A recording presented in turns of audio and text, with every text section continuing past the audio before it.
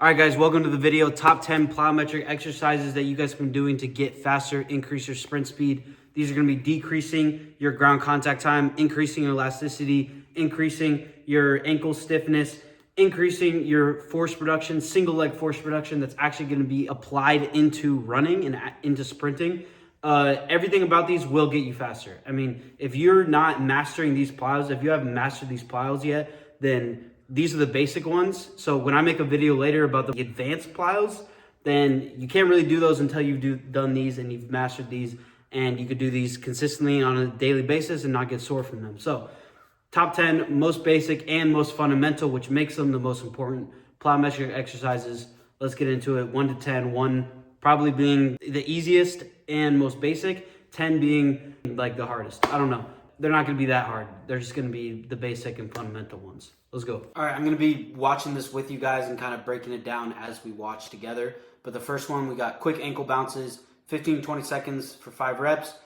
We don't want to be going for height on these. We're going for speed, and we have to keep a dorsiflexion on these, meaning we're keeping our toes up at all times. We're landing on the ball of our foot. So let's watch how we do this. Going for speed, not height. These are going to be increasing that ankle stiffness, which is going to be super important for speed development. And these are also going to be strengthening our tibialis, which is going to help a ton with shin splints. You're not going to get shin splints if you strengthen your tibialis. All right, next we got ankle bounces. So let's break these down. I'm going to pause it. These ones, so we're going up and down. So this time we're having to apply a little bit more force than the last ones. And we're having to apply vertical and a little bit of horizontal force as well. And we're also training that force absorption on these, which are going to lead us into more advanced plyometrics. But again, we're starting with the basics. That's why this one's just at number 2. So these ones, pretty simple. We're not going for height or speed. We're going for control on these. So you might see I mess up some of the times, and you have to really, really focus on these with the mind-muscle connection and really just making sure that you're giving the right amount of power into the ground in order to bounce onto it, and then the right amount of power to bounce off of it. As you see there, I went back a little bit too far, but I had to adjust. So these are going to be also great for ankle stiffness. You know, make sure your heel is not touching the ground on these.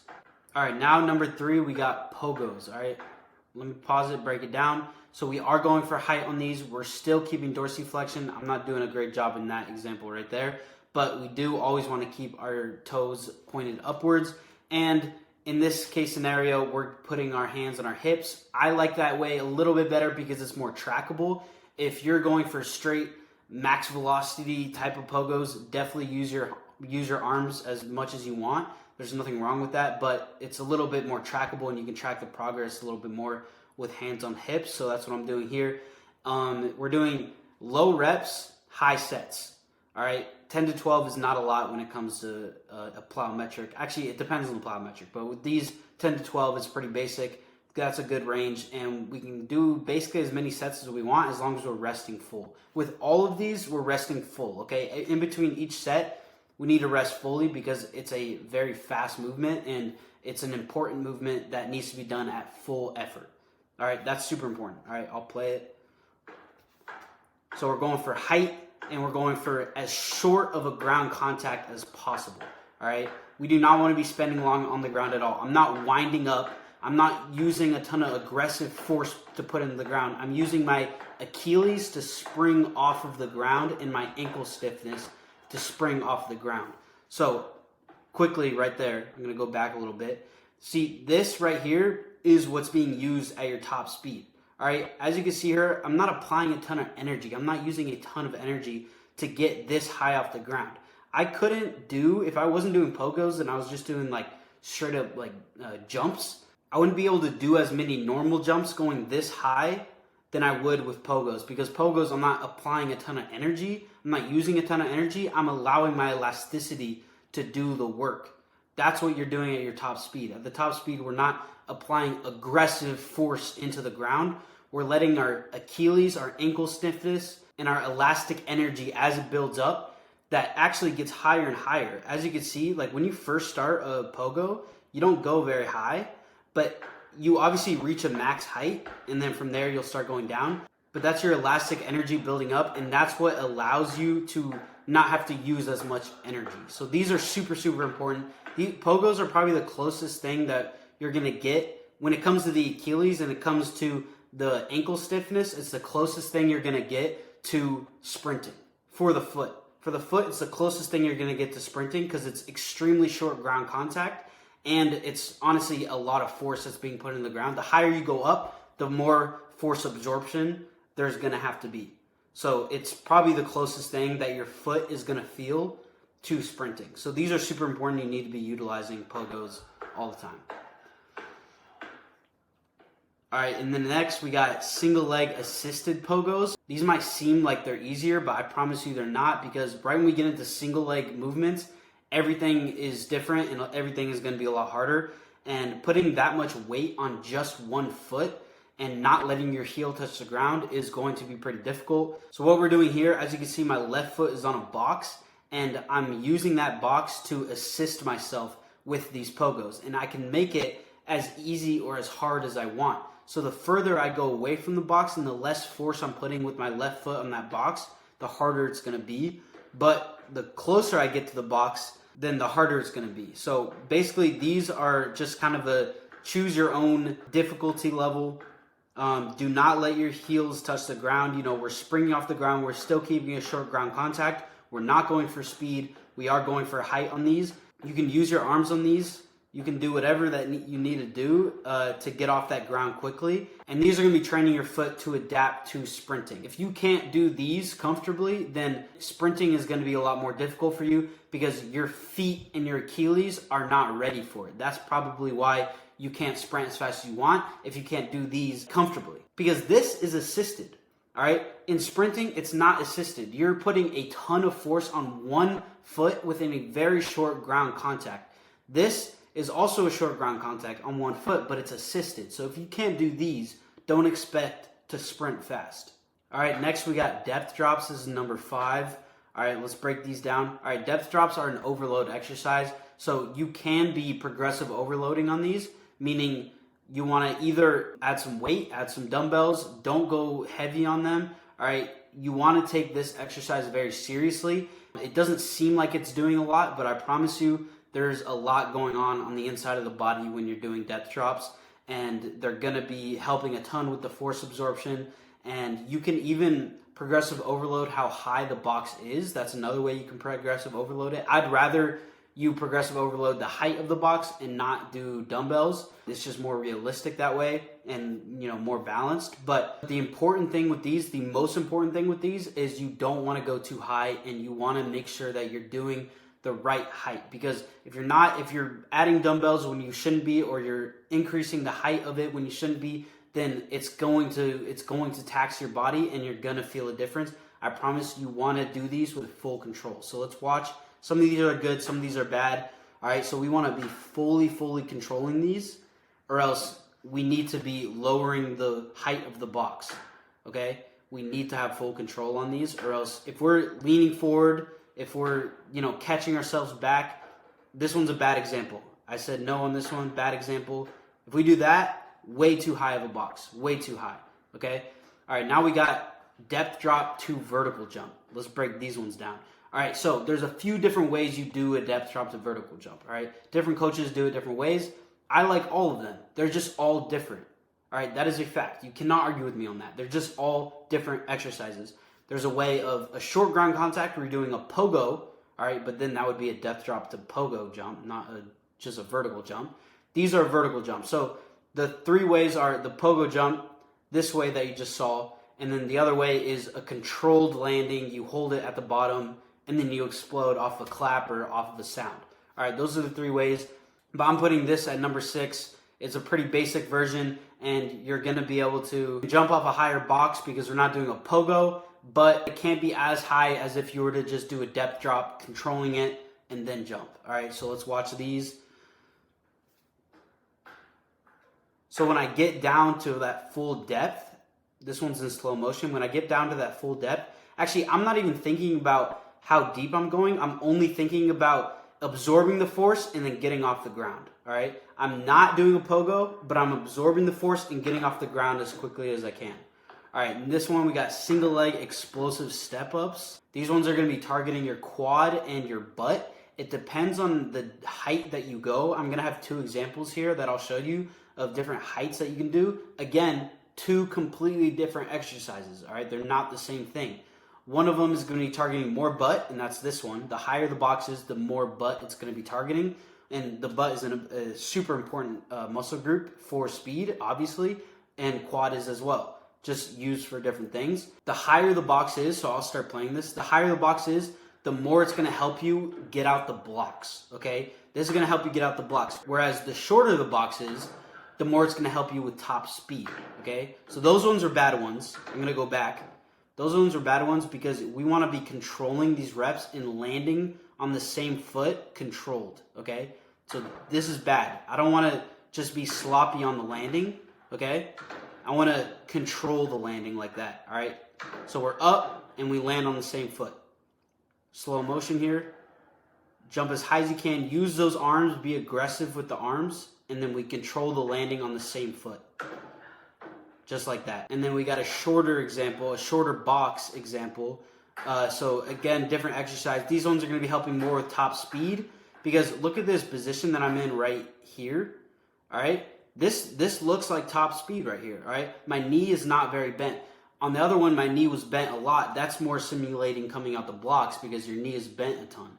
This, my knee's not bent a lot. This is simulating top speed right here, okay? So again, different exercises.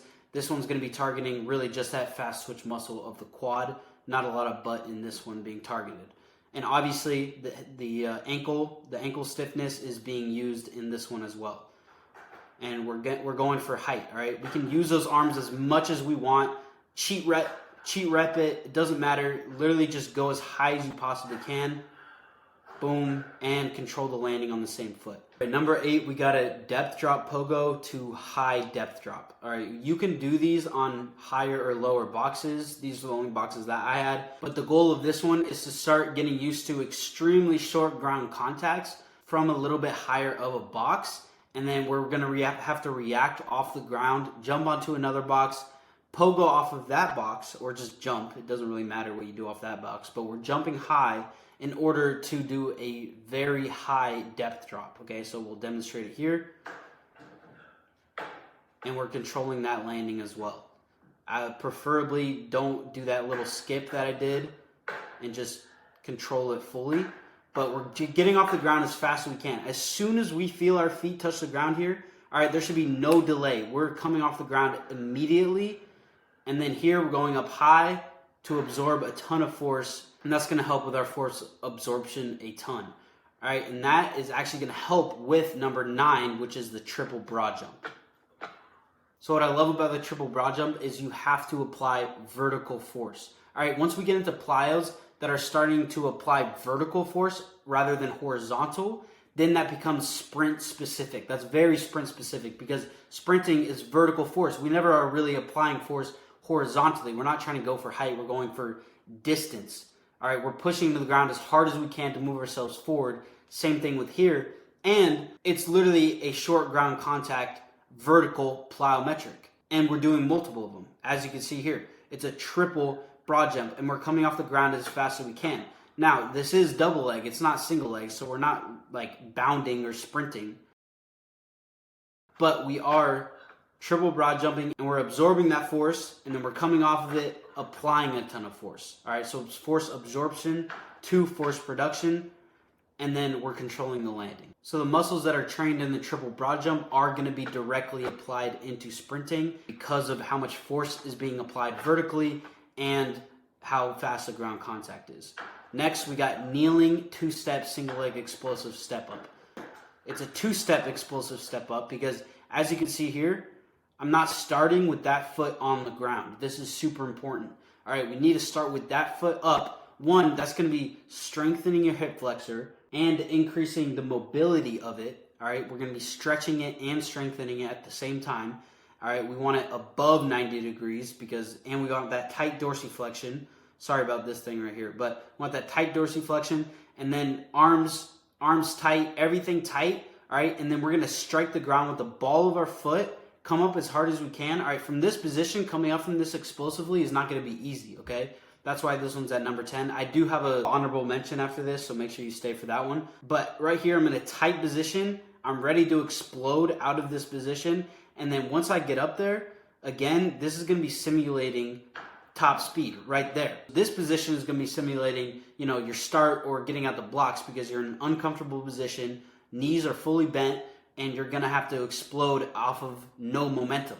You're exploding off no momentum just like out of the blocks. All right, so if you do these, you might want to do it to a clap, you know, have a teammate clap for you or a whistle so you can react off something. And then we're coming off of that, and then we're simulating top speed with the box, because by the time we're fully standing up, our knees aren't going to be bent nearly as much as this, but they're going to be bent just like they would be bent at top speed. So let me show you how it's done. Boom. Again, we're controlling, we're jumping off the left foot and landing on the left foot, controlling it. So not like that one, that was bad. But slow motion, boom, land on left foot. Just like that, controlling it, okay? That's the honorable mention, but let me break this down. We're here, foot is up because it's a two-step. Boom, we're exploding out the blocks. See, my heel doesn't touch the ground here, and I'm exploding up as fast as I can. It's not easy to get out of this position right here, but you're going to want to do it as fast as you can. Explode the arms like we're exploding out the blocks, all right? This is going to be simulating that, all right? And then heel doesn't touch the ground. I explode up, and right here, what does that look like? I mean, it doesn't look exactly like top speed because obviously my foot's going to be landing in front of my hip. But why is that? Because we're not applying horizontal force, we're applying vertical force. So it's okay that my foot's landing in front of my hip because I'm going for height right now, not distance. So it's okay. But as you can see there, boom, go for height, land on the same foot, control.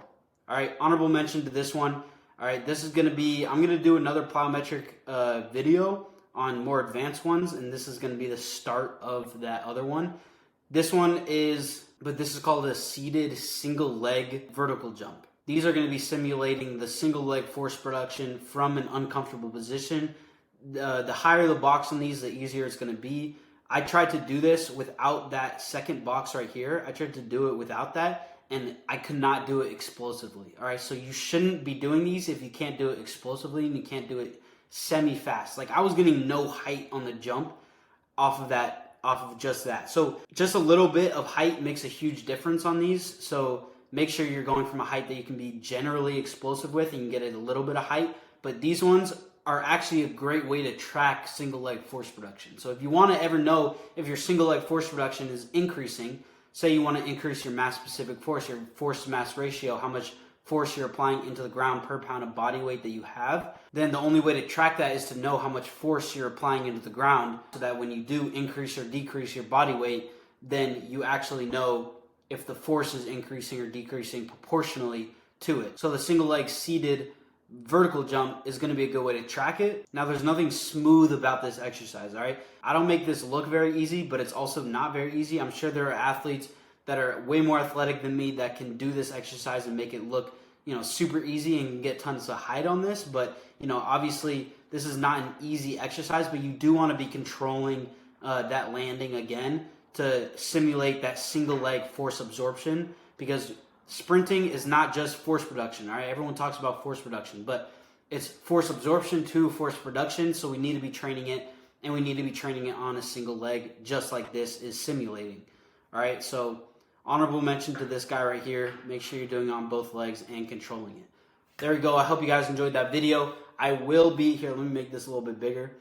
I will be making a video on more advanced plyometrics. Let me know in the comments if this was helpful and what plyometrics you guys do. But I bet you haven't seen my advanced plyometrics. They're super advanced and they're extremely valuable if you can master these. But again, you don't want to move into advanced plyometrics if you can't handle these, all right?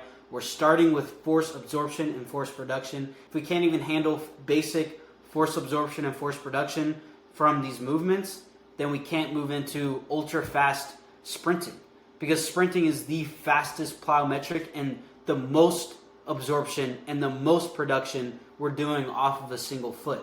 So don't expect to get faster if you can't master these and do these extremely well, because the foot and the ankle, everything around the foot and the ankle and the Achilles are what dictate your force absorption and honestly a lot of your production as well, especially at top speed. So again, focus on these. Even if you think you're a super fast athlete, I guarantee that these will still benefit you, especially if you're supersetting power movements with plyometric movements.